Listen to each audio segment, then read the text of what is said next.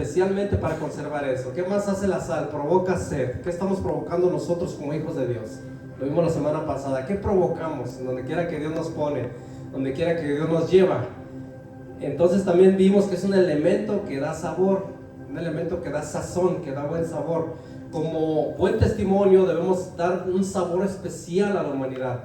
En medio de un mundo lleno de, donde habita el odio, la venganza, la maldad, la indiferencia, muchas cosas que hay en el ser humano, ¿verdad? Que muchas de las veces vemos y decimos, wow, ¿cómo un ser humano se puede transformar de esa manera? Sí, porque el enemigo está trabajando cada día, él está trabajando de la manera en que haga caer a la gente, y más si no tienen la protección de Dios.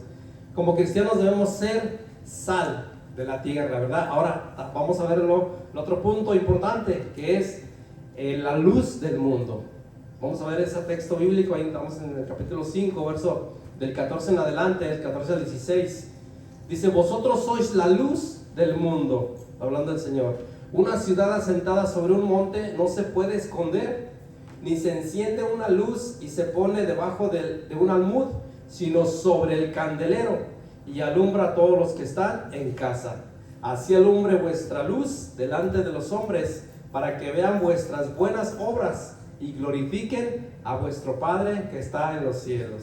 Padre Celestial, en esta hora le pedimos que hable a nuestros corazones, Señor, su palabra hermosa, que usted toque los corazones y que la pongamos por obra, Dios, que esa palabra se penetre, Señor, así como dice su palabra, Dios, que es una espada de dos filos, Señor, que penetra hasta partir el alma, las coyunturas, discierne los pensamientos y abre, Señor, el corazón para cada uno de nosotros, Señor, y que esa palabra se quede allí, Dios, y podamos, Señor, ponerla, Dios bendito, en práctica donde quiera que usted nos lleve, en donde quiera que usted, Señor bendito, vaya con nosotros, donde quiera que estemos, Señor, podamos nosotros ponerla en práctica, esta hermosa palabra. En el nombre de Jesús, amén y amén. Gloria a Dios.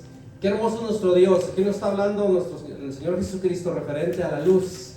Y la luz es importante en muchos aspectos, ¿verdad? Es bien importante la luz, porque la luz, cuando usted prende la luz, pues usted ve. Ya vimos como en el sermón de la enseñanza del Día de las Madres, como Thomas Edison fue un instrumento usado por Dios, este hombre que inventó la luz, ¿verdad? Él y otros inventores ahí a la mano inventaron la tecnología que hoy tenemos, hoy en día. Pero en el tiempo de Jesús, en los tiempos de Jesús, la luz no era como la tenemos hoy en día. Eran velas, eran veladoras, eran candeleros, eran como una vela. No sé si usted se acuerda cuando estaba, bueno, yo vivía en esa época donde había mucha luz, vivíamos en un barrio muy escaso de luz, no había tanta luz, había mucha oscuridad, no como hoy en día que nosotros tenemos alumbrado la mayoría de la casa. Cuando estamos en casa tenemos alumbrado muchas cosas, muchos lugares, pero en aquel tiempo donde yo crecí, no estaba así. La mayoría de veces usaban las veladoras o las velas. Entonces cuando llegábamos de algún lugar, prendían la veladora, prendían la vela y se expandían, porque nosotros teníamos ratoncitos por ahí, ratas, cucarachas, había animalitos ahí de la creación, y estaban todos, se iban cuando llegábamos y prendíamos la luz. Y fíjese que es algo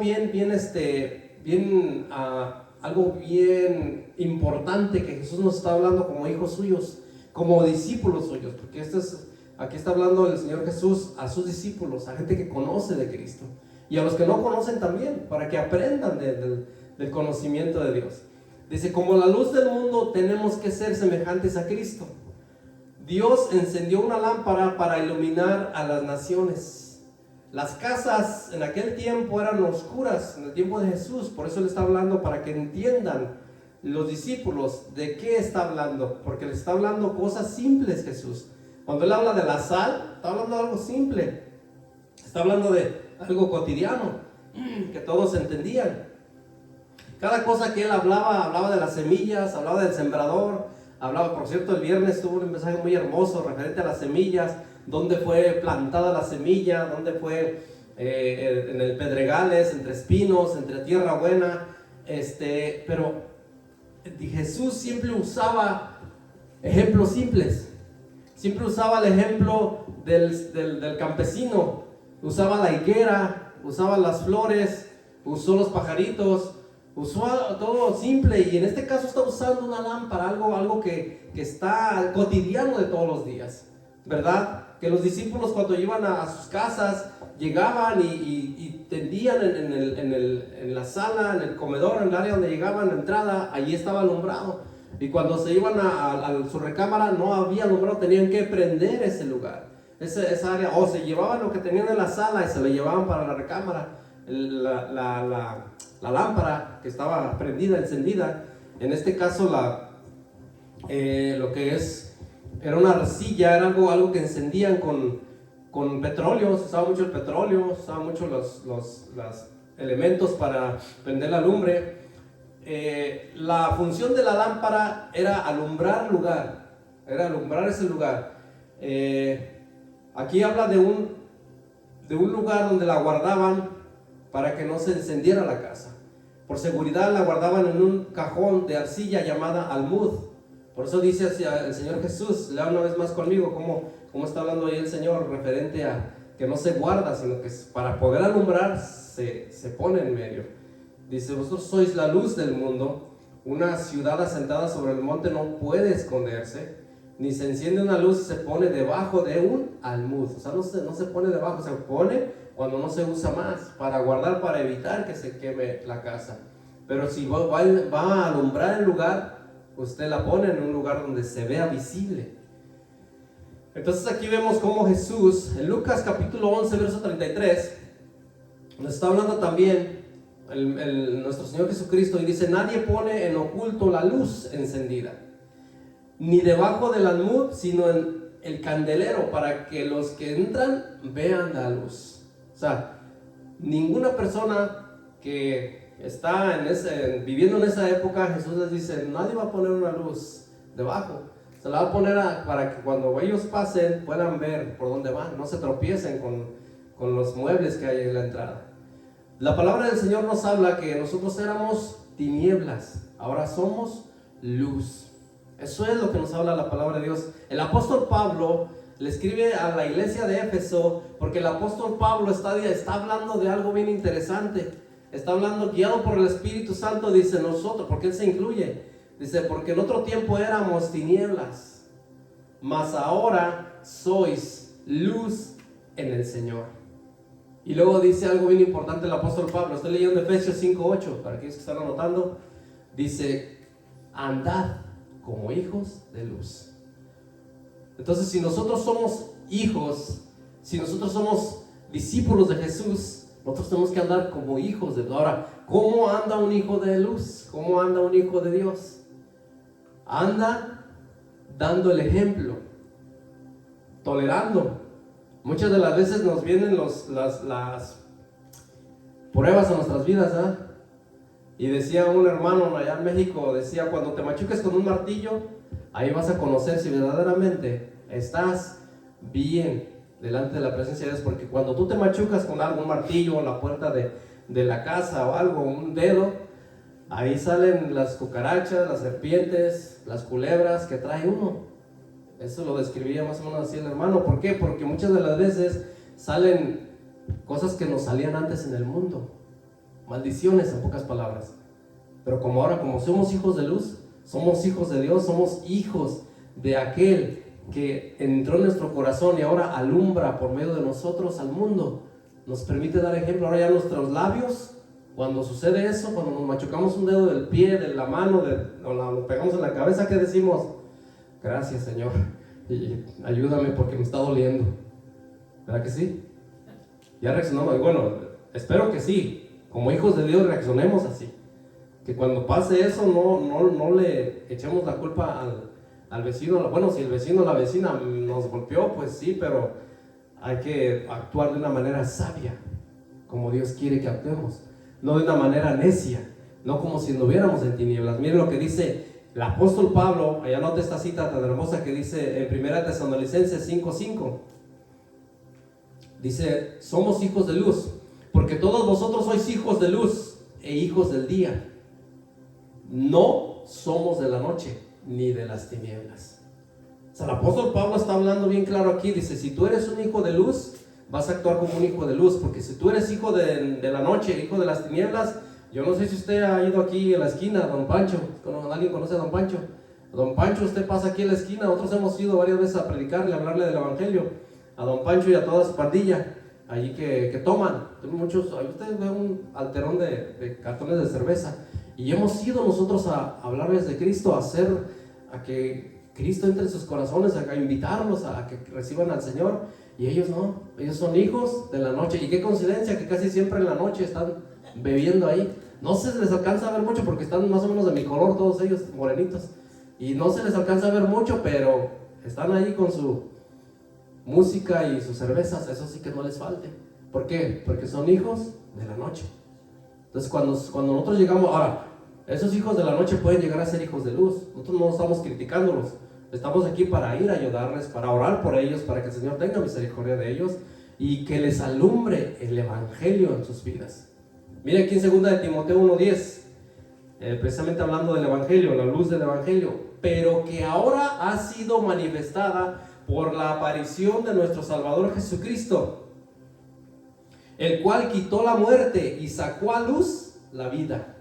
Cristo sacó a luz la vida y la inmortalidad por el evangelio. El evangelio tiene poder, sí tiene poder el evangelio, porque el evangelio tiene el poder de transformar. Mírese usted, mirémonos nosotros mismos, cómo ha transformado Dios nuestras vidas, cómo nosotros antes éramos hijos de tinieblas, cómo andábamos en la oscuridad, y cómo ahora hemos sido alumbrados por el evangelio. Tiene poder, porque dice en Romanos capítulo 1 verso 16, no me avergüenzo del evangelio. ¿Por qué dice el apóstol Pablo? Porque es poder de Dios para salvación. Y cuando está hablando ahí la palabra poder de Dios, está hablando de una palabra griega que dice que su significado es dínamo.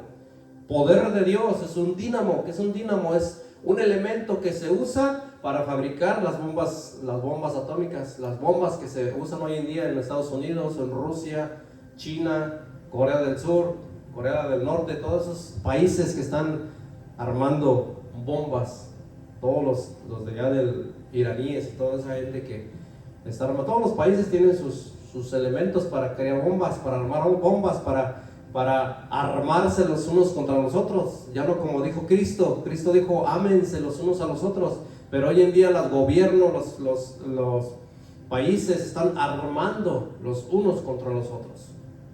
Entonces cuando Jesús quiere que nosotros vayamos y prediquemos el evangelio, es porque nosotros tenemos el poder del evangelio, poder de Dios. No porque nosotros seamos muy guapos. Sí, Dios nos hizo guapos, ¿por qué no? Te veas al espejo y verá, es muy guapo, guapa, pero es el poder de Dios en usted, es Cristo en usted alumbrando. Y por eso nosotros vamos y el evangelio rompe cadenas, rompe ataduras.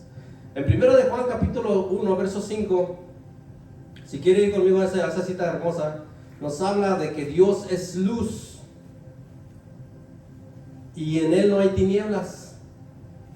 Hay algo bien hermoso aquí que nosotros tenemos que ver como hijos de Dios. No tenemos que ser rencorosos contra nuestro hermano, contra nuestro padre, contra nuestra madre, contra nuestro vecino, nuestra vecina. ¿Por qué? Porque Dios es luz, entonces quiere que nosotros andemos en luz. Y el que no anda en luz es el que odia a su hermano, odia a su hermana, odia a su padre, odia a su madre. En pocas palabras, odia a su prójimo. Aquí habla bien claro en 1 de Juan capítulo 1 verso 5, dice, este es el mensaje que hemos oído de Él y os anunciamos. Dios es luz y no hay ningunas tinieblas en Él. Juan les está hablando a la iglesia y le está diciendo, hemos oído. ¿De quién lo oyeron? De Cristo. Juan, acuérdense que Juan el apóstol, él escribe el libro de San Juan, primera, segunda y tercera de Juan, y Dios le revela el Apocalipsis. Pero ¿qué estamos hablando? ¿Qué está diciendo él aquí? Hemos oído. Yo lo escuché. Escuché a Jesús diciendo, Dios es luz y no hay ningunas tinieblas en Él. Ahora nosotros como hijos de Dios que hemos recibido a Cristo en nuestro corazón también hemos oído. Entonces, como hemos oído esa bendición para nuestras vidas, allí en el versículo 9, 10 y 11, vaya conmigo, el que dice que está en la luz, y aborrece a su hermano, que dice, está todavía en tinieblas.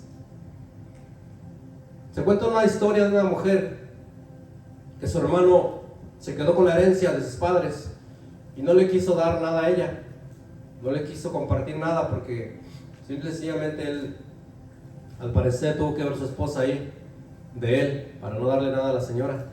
Y la señora no lo perdonó a este hombre. Esta señora definitivamente quiso andar en la oscuridad, no quiso andar en la luz. Y esta señora cuentan que ella murió. Cuando murió ella, murió engarruñada, porque ella se amargó la vida, se amargó por completo, de modo que no quiso ser sanada, no quiso ser liberada. Entonces, cuando una persona no quiere ser liberada de todo lo que le ha sucedido en su vida, lamentablemente el daño es para ella. Es cuando usted quiere que a la otra persona le suceda algo sin saber que ese algo le está cayendo a usted. Es como un veneno que le está llegando a usted en lugar de llegarle a aquella persona, porque usted le está deseando, ojalá. Bueno, hay un dicho que allá en México decían, y no sé si lo digan todavía, pero en su salud lo encontrará. Ese es el dicho. En su salud, en pocas palabras, allá cuando se ponga enferma ya verá, cuando se ponga mal, para que se le quite, ¿verdad? Pero no, cuando nosotros deseamos eso a nuestro prójimo, no es para que se le quite a él o para que se le quite a ella. Nuestro corazón, hay algo en nuestro corazón, pues tiene que ser sanado por medio del Señor. Dice aquí, el que ama a su hermano permanece en la luz y en él no hay tropiezo.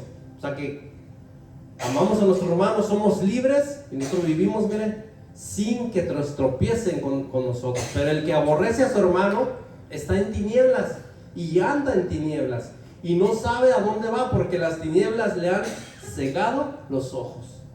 El que aborrece a su hermano, las tinieblas han cegado sus ojos, por eso se tropieza en muchas partes, por eso en su vida muchas de las veces tiene muchos tropiezos.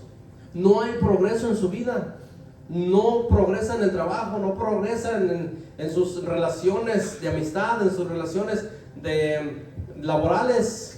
No hay progreso. ¿Por qué? Porque están cegados sus ojos. Las tinieblas están en él. Hay como escamas. ¿Se acuerda que el apóstol Pablo se le cayeron como escamas en el capítulo 9 y 10 de Hechos de los Apóstoles? El apóstol Pablo, cuando se convierte a Cristo, cuando Cristo llega a su vida, se le caen como escamas de sus ojos. Entonces esas escamas de sus ojos lo hacen ver a la luz, el resplandor que quería mostrarle Jesús. Entonces eso es lo que pasa cuando nosotros no amamos a nuestro prójimo. Viene la ceguera espiritual. Viene una ceguera espiritual en la cual aborrecer a nuestro prójimo es mal para nosotros. Isaías habló en el capítulo 9, verso 2. Anote ahí el texto hermoso de Isaías 9, 2. Dice, el pueblo que andaba en tinieblas vio gran luz. Fíjese cómo se expresa una gran luz.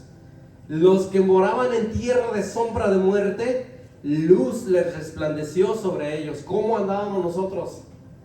En tinieblas, en sombra de muerte. Como hablaba hace un momento mi esposa, el salmo que leyó, un valle de sombra de muerte. Es un valle que cruzaban los pastores en el tiempo del rey David, cuando él, jovencito David, pastoreaba las ovejas de su papá, las ovejitas de Isaí. Ellos tenían que cruzar ese valle de sombra de muerte, porque en el valle donde él estaba se acababa el pasto, no había pastos verdes. Entonces la mayoría de los pastores cruzaban ese valle de sombra de muerte para ir a llevar a las ovejitas a comer a aquel lugar. Entonces ese valle de sombra de muerte se le llamaba porque era un lugar estrecho donde nada más cabía la ovejita y el pastor. Se iban una por una fila de ovejitas, y el pastor, iban siguiendo al pastor. Entonces cuando pasaba eso, si se iban para el voladero, moría ahí la ovejita o el pastor. Era un lugar muy, muy, muy estrecho, pero también muy peligroso, muy hondo.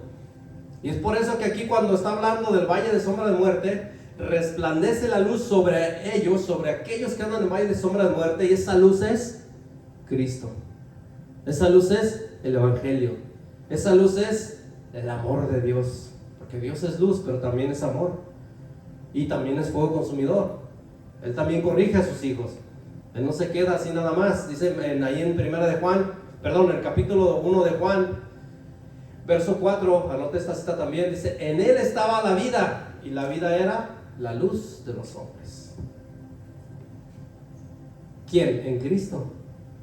Él mismo estaba ahí, la vida misma estaba ahí, la luz de los hombres alumbrando. Porque cuando llega Jesús a la nación de Israel, en el tiempo que estaban oprimidos por el pueblo de Roma, había mucha opresión. Los romanos les decían a los judíos, a los que estaban bajo su yugo, no solamente eran los judíos, eran otros pueblos, otras naciones, otros lugares. Les decían, la ley decía que llevaban una milla, pero ellos, una milla sus cosas.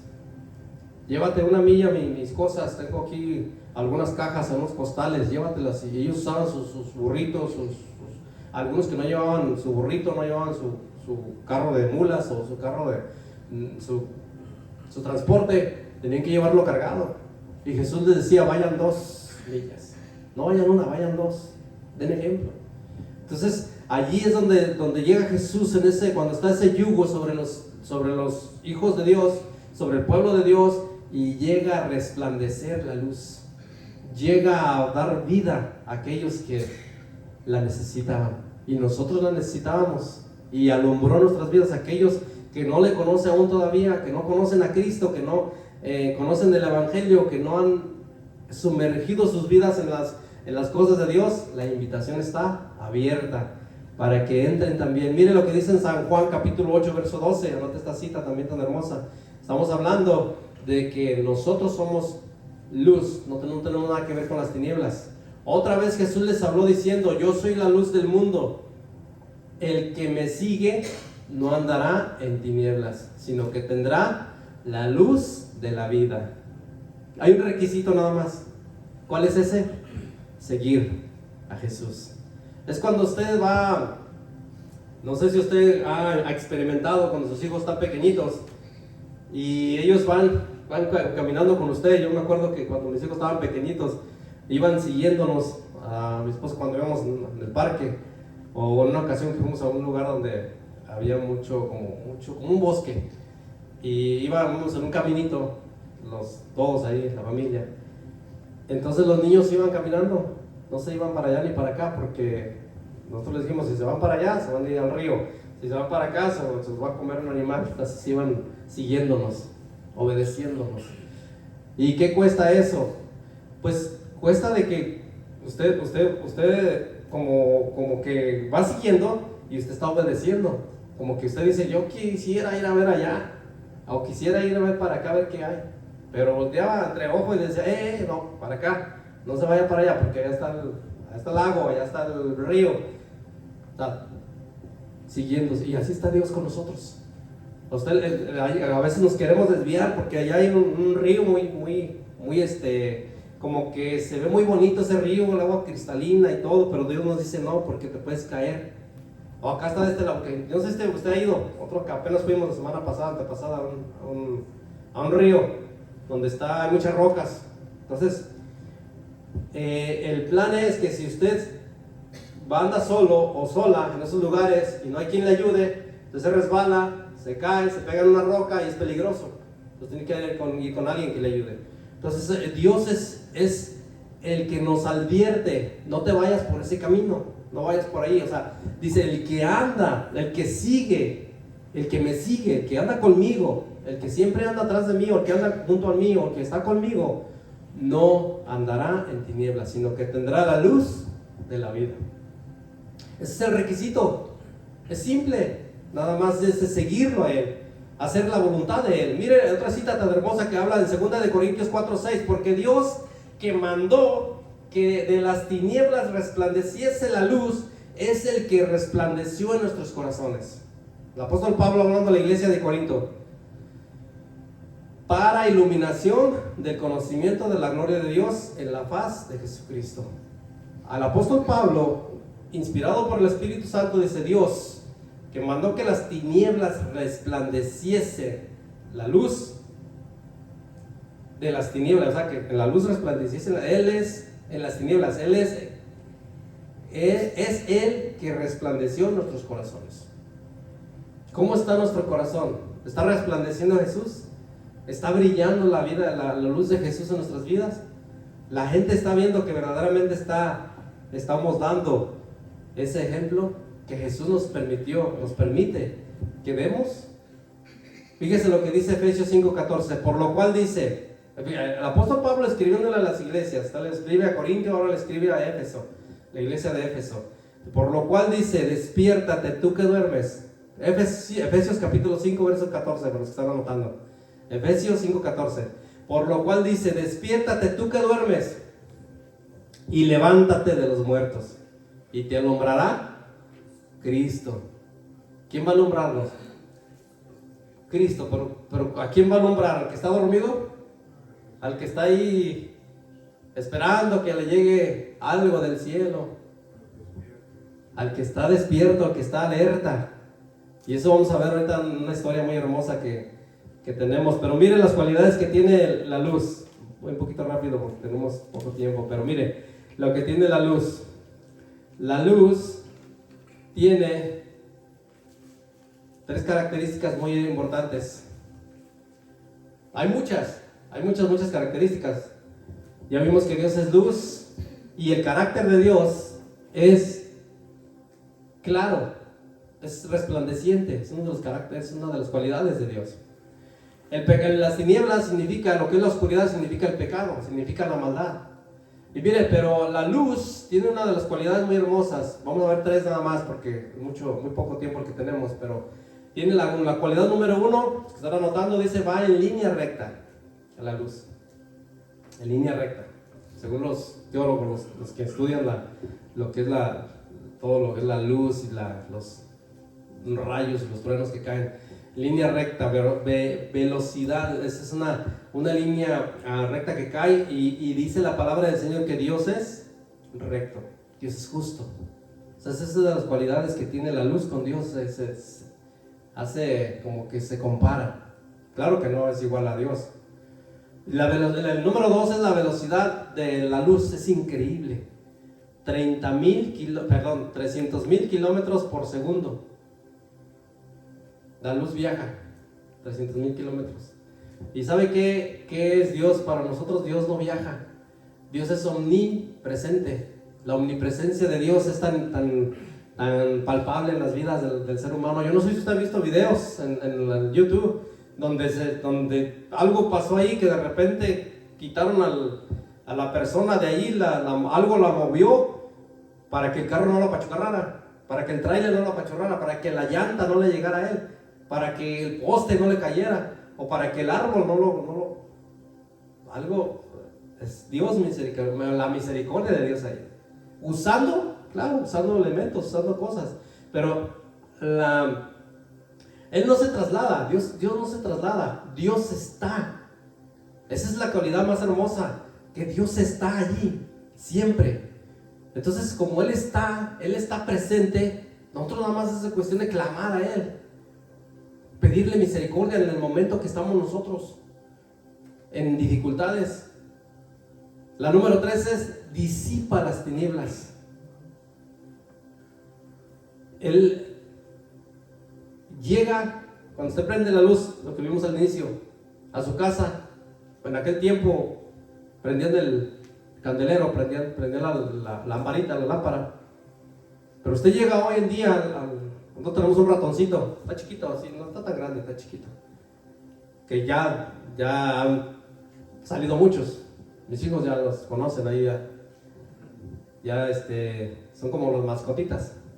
Pero ya muchos se han muerto porque mi esposa ha usado unos métodos para matarlos, y el perrito también que tenemos también se ha encargado de matarlos. Entonces ya no nos queda uno, por ahí anda.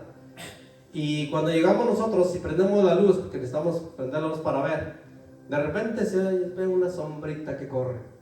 Y se va, sale corriendo, sale disparado. ¿Por qué? Porque... Y una que otra cucarachita que siempre, esas no fallan, ¿verdad? Las casas casi siempre andan ahí las cucarachitas. Cuando encendemos la luz, cuando llega la luz verdadera a nuestras vidas, ¿sabe qué sale? Todo eso. Sale todo eso que está estorbando nuestras vidas, todo lo que no le agrada a Dios, todo lo que hace ofender a Dios, todo lo que pone triste el corazón de Dios, sale. ¿Por qué? Porque llega la luz a nuestras vidas. Cuando nosotros alumbramos nuestro ser, nuestro corazón, hace la obra de Dios en nuestras vidas. Por eso Él disipa las tinieblas. Y nosotros como hijos de Dios tenemos que entender eso, que como Dios disipa las tinieblas, Él quiere que andemos como hijos de luz. Mire, vamos a ver una historia muy hermosa. Vaya ahí conmigo a Jueces. ¿Tenemos tiempo? Sí, tenemos tiempo. Estamos gozándonos, ¿verdad? Tenemos tiempo de gozarnos todavía. Jueces capítulo 6, una historia tan hermosa referente. Va a decir, ¿y qué tiene que ver eso con la luz, hermano? Bueno, ya la vamos a ir viendo, porque yo cuando estaba viendo preparando el mensaje, dije, algo hay aquí que Dios nos quiere enseñar. Y vamos a ver. Jueces capítulo 6, verso 1, nos habla de que los israelitas, el pueblo de Dios, estaba siendo oprimido por los madianitas y por los amalecitas. Esos son pueblos enemigos de Dios. Oprimieron al pueblo por 7 años, al grado de que el pueblo se fue a vivir a las montañas. Se vivían entre cuevas, entre cavernas, esos lugares para que se pudieran esconder de los amalecitas. Mira ahí el versículo, vamos a ver el versículo 1. Los hijos de Israel hicieron lo malo ante los ojos de Jehová, y Jehová los entregó en mano de Madián por 7 años. Ahí está, ve el verso 3 conmigo. Pues sucedía que cuando Israel había sembrado, subían los madianitas y amalecitas y los hijos del oriente contra ellos. Subían y los atacaban. Ahora sí que les daban, ahora sí que Dios permitía que los maltrataran. Ve el versículo, voy a estar dándole un resumen porque usted va a leer esta historia en su casa con más calma y se va a gozar junto con su familia. Pero él ve el versículo 11 y 12. Dice el versículo 11 y el versículo 12.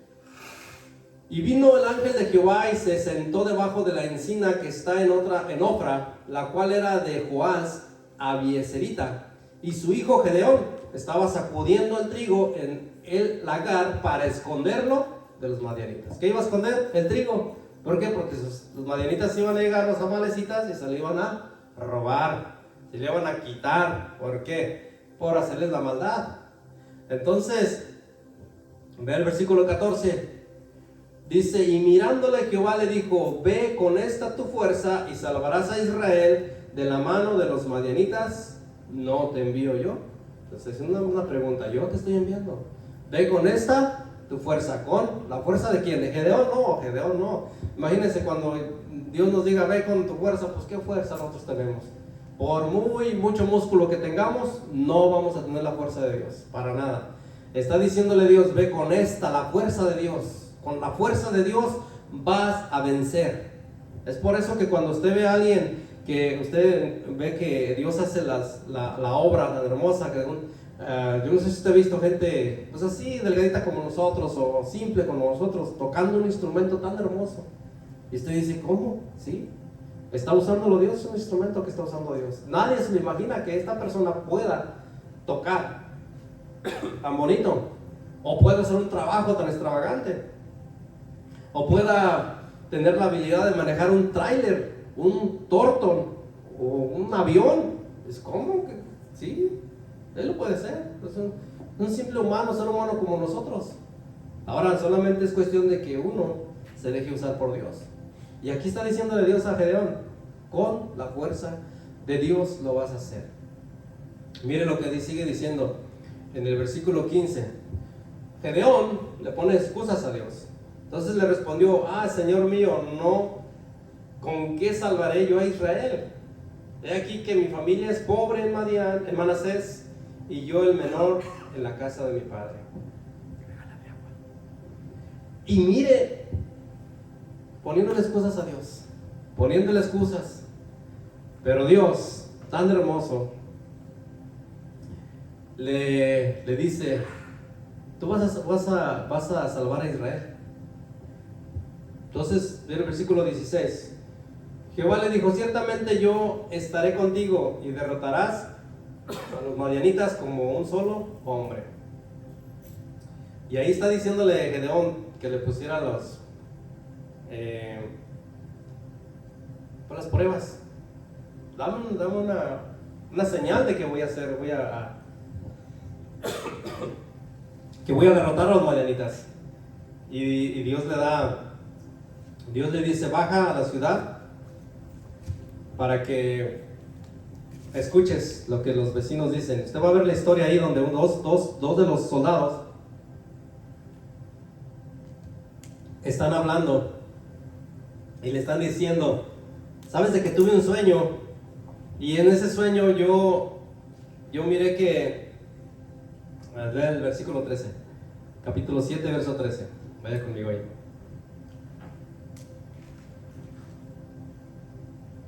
Cuando llegó Gedeón, aquí que un hombre estaba contando a su compañero. Estoy en el capítulo 7, verso 13 de Jueces. Dice: estaba contando a su compañero un sueño, diciendo: aquí yo soñé un sueño, veía un pan de cebada que rodeaba hasta el campamento de Madián, y llegó a la tienda y la golpeó de tal manera que cayó y la trastornó de arriba a abajo, y la tienda cayó.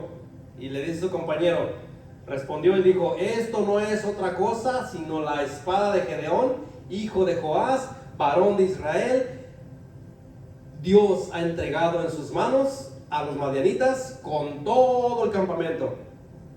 Y mire Gedeón, cuando Gedeón oyó, ese es el versículo 15, el relato del sueño y su interpretación, adoró, y vuelto al campamento de Israel dijo: levantaos, porque Jehová ha entregado el campamento de Madián en vuestras manos. O sea, Dios confirmando la victoria, le dijo: baja al campamento. Porque Gedeón todavía era incrédulo. ¿Cuándo no vamos a nosotros ser incrédulos? Siempre pasa lo mismo en el ser humano. ¿Cómo de que lo voy a decir? Sí, vas a lograrlo. Te vas a preparar, vas a tener tu diploma, vas a hacer tu doctorado, vas a tener un trabajo muy bueno. No vas a tener que andar allá en otro trabajo que pues no lo puedes hacer, no lo sabes hacer. Dios te va a preparar, Dios te va a dar el título que necesitas. Pero ¿cómo, Señor? Puros peros y puros peros y puros peros, ¿verdad que sí? Pero ¿qué dice el Señor? Ve con esta tu fuerza, la fuerza que yo, mi fuerza, para el día de mañana, mire, para que el día de mañana nosotros le demos la gloria a Dios y no nos levantemos el cuello de que nosotros fuimos por mí, mis logros, por mis... Pues porque yo... Estamos jugando al yo-yo, estamos usando la nota mi nada más, mi. Y estamos diciendo que nosotros podemos. Pero no, aquí nos enseña Dios que no. Ahora, ¿qué tiene que ver todo esto con la luz? Vamos para allá, todavía no llegamos a lo que quiere decirnos el Señor. Vean el versículo 3 del capítulo 7, donde el Señor le dice a Gedeón que es mucho pueblo. Ahora pues, haz pregonar en oídos del pueblo, diciendo: quien tema y se estremezca, madrugue y devuélvase desde el monte de Galad. Y se devolvieron de los del pueblo 22,000 y quedaron 10,000. ¿Cuántos eran por todos? 32,000 de soldados israelitas. 32,000. Y le dijo: son muchos. Diles que aquellos que se acobarden, que aquellos que no quieran, que se regresen. Y se regresaron. Mírate. Híjole, no quiero ser de esos yo. Dios, ayúdanos a no ser de esos 22,000 que se regresen. Se regresaron y quedaron 10,000 nada más. Eran 32,000. Le dijo Dios: no. Ahora vea conmigo, siga leyendo ahí el versículo 4. Y Jehová dijo a Gedeón: aún es mucho pueblo. O sea, todos los estos que estás convocando, que fueron 10,000 los que quedaron, aún es mucho todavía. Imagínense a Gedeón con diciendo, pero ¿cómo muchos? Llévalos a las aguas y ahí te probaré. Ahí te los probaré, dice. Y del que yo te diga, vaya contigo, irá contigo. Mas el cualquiera que yo te diga, no vaya contigo, el tal no irá. Voy a ir a probar esos 10,000, a ver si de esos 10,000, a ver si como roncan duermen, ¿verdad? Dicen los mexicanos. A ver si es cierto que puedes. No, el Señor los puso a prueba. Entonces llevó el pueblo a las aguas y Jehová dijo a Gedeón: cualquiera que lamiere las aguas con su lengua, como lame el perro, a aquel pondrás aparte. Asimismo a cualquiera que doblare sobre sus rodillas para beber. Y fue el número de los que lamieron, llevando el agua con la mano a su boca, 300 hombres. Y todo el resto del pueblo se dobló sobre sus rodillas para beber aguas. Los que se doblaron sobre sus rodillas, decimos, bueno, pero si estaban haciendo reverencia. No, cuando eres un soldado no tienes que doblar tu rodilla, aparentemente, en este significado. No tienes que doblar tus rodillas, tienes que estar alerta. ¿Qué estaban haciendo los 300? Alertas. Se estaban llevando el agua a la boca con su, así alerta, mire, a ver, qué venía, qué no venía. Y los que nada más se escogió Dios para, como estaban ellos, fueron 300. Y los demás, a su casa. ¿Cuánta multitud era de los amalecitas, de los madianitas y de los del norte, de los del este y oeste, y todos los que estaban atacando a Israel? Era una multitud terrible. Mire lo que dice ahí lo que dice la palabra del Señor. Sigue diciendo nuestro Dios que nosotros, ahí del versículo 16, nosotros como hijos de Dios tenemos que entender que tenemos que brillar en la oscuridad. Estos 300, Gedeón los dividió en 100 en cada parte de una estrategia que él hizo, divididos, para poder derrotar a los enemigos. La misericordia de Dios, la sabiduría de Dios. Dios te va a dar la sabiduría de cómo salir adelante con tus tareas, con tus ocupaciones, con lo que Dios quiere que tú hagas el día de mañana. No, es que está muy difícil las tareas, la ciencia, las matemáticas, literatura, todo lo que hay de asignaciones en el trabajo, bueno, también en el trabajo, pero en la escuela. Eso es muy pesado, sí es pesado, pero Dios te va a dar la victoria, las estrategias. Allí ya no intervino Dios cuando estaba Gedeón ya dándoles la estrategia a estos muchachos para que se dividieran. Ya no estaba interviniendo, ya estaba interviniendo la sabiduría de Dios ahí en el corazón de Gedeón, en la mente de Gedeón. En tu vida y en tu corazón va a estar interviniendo Dios, pero cuando tú te pongas al frente, cuando nosotros nos vayamos y decidamos ir y decidamos ser luz, cuando decidamos ser esa luz que alumbra en la oscuridad, Dios va a respaldar nuestras vidas. Miren lo que dice en Jueces 7:16.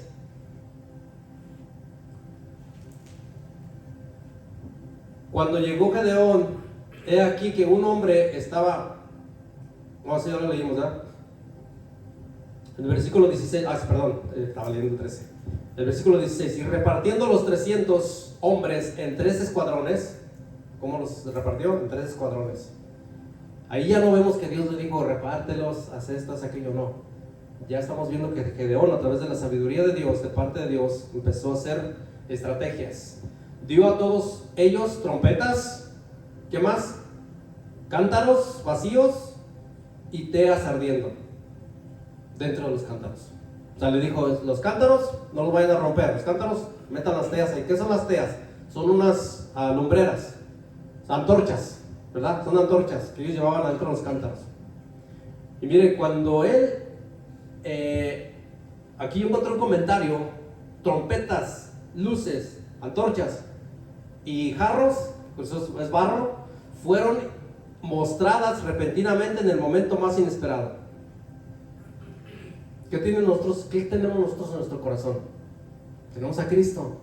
Pero ¿qué fluye cuando está Cristo en nuestro corazón? Fluye el amor, fluye la paciencia, fluyen las palabras sanas, fluye la bendición, fluye el bienestar para nuestros semejantes, fluye la bendición de parte de Dios. Eso era lo que estaba dentro del barro. ¿Cómo nos compara Dios a nosotros? Como el barro. Somos barro en las manos del Señor, como el alfarero. En Jeremías, el libro de Jeremías nos habla del barro en manos del alfarero. Nosotros somos el barro. Y esas tinajas representan que nosotros somos como una tinaja con la luz dentro de nosotros. La impresión causada por el ruido estruendoso, los gritos siempre terribles de Israel y luces repentinas rodeando a las multitudes que dormían y haciendo pedazos la quietud, expresaba una sola idea. Cada luz podía significar una legión detrás de ella.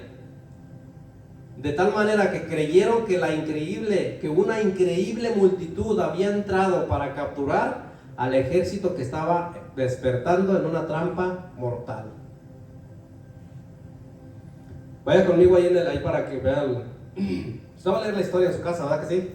Esa historia está bien hermosa. Usted la va a leer y la va a ir analizando. Pero mire lo que dice. Los tres escuadrones, vamos a ver el 19.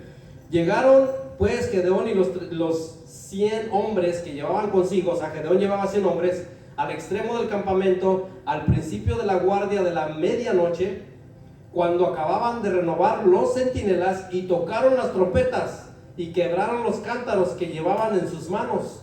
Y los 3 escuadrones tocaron las trompetas y quebrando los cántaros, tomaron en la mano izquierda las teas y en la derecha las trompetas con que tocaban, y gritaron por la espada de Jehová y de Gedeón, y se estuvieron firmes cada uno en su puesto en derredor del campamento.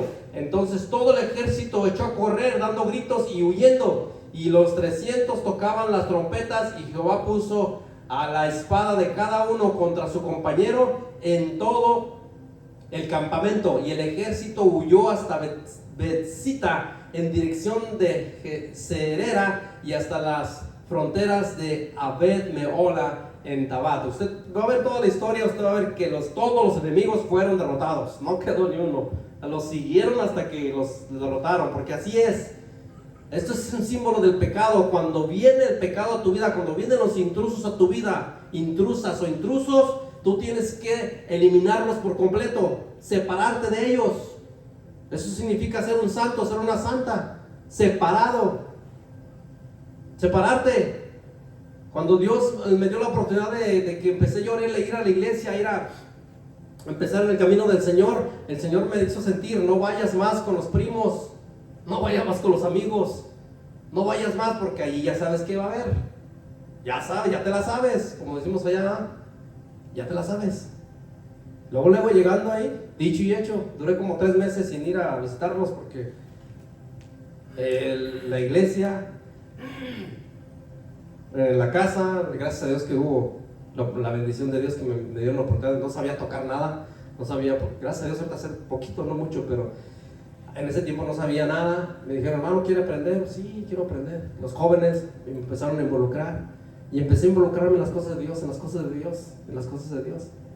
Y cuando menos acordé, ya pasaron 3 meses que no iba a ver a mis parientes y amistades. Y fui, y dicho y hecho, luego sacaron las cervezas. Luego la tentación ahí.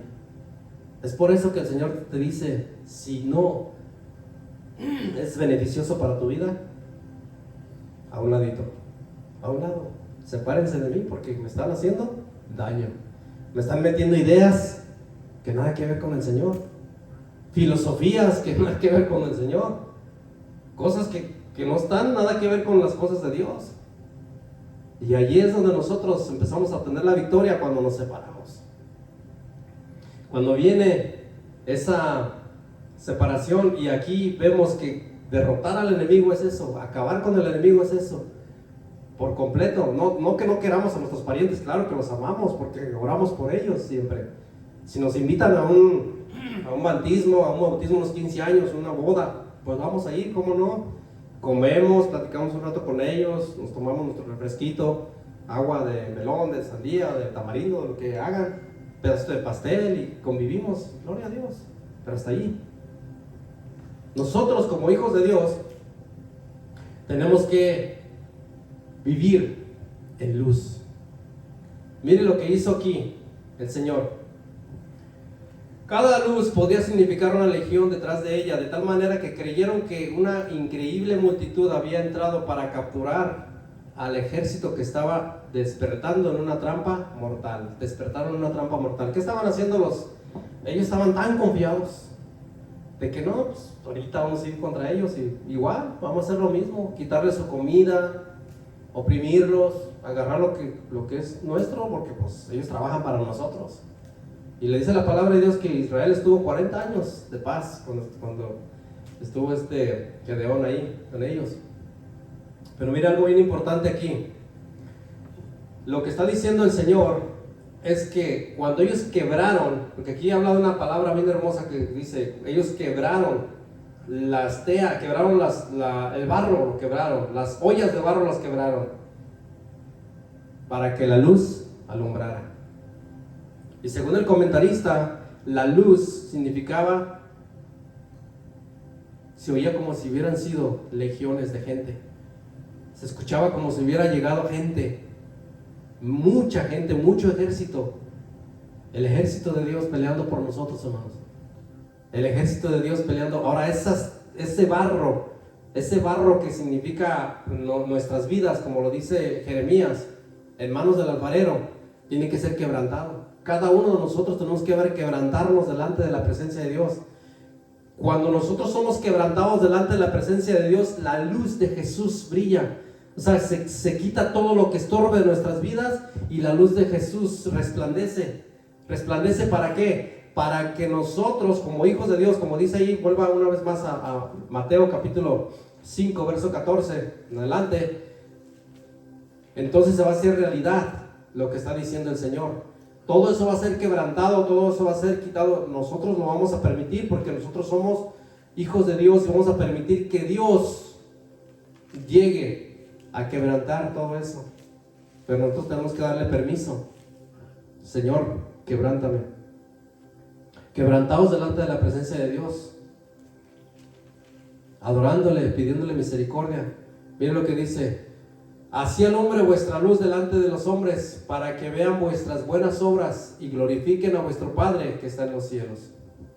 O sea, cuando nosotros somos quebrados de todo lo que está estorbando, la luz sale. Cuando ellos quebraron esas jarras, esos cántaros, ese barro que llevaban, la luz fluyó. Y eso es lo que Dios quiere a nuestras vidas, que fluya esa luz de Jesús. Gloria al Señor.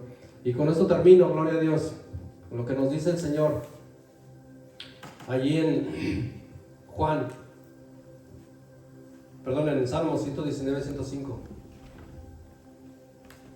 Gloria al Señor.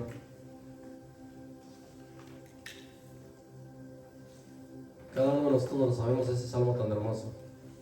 Lámpara es a mis pies tu palabra y lumbrero a mi camino.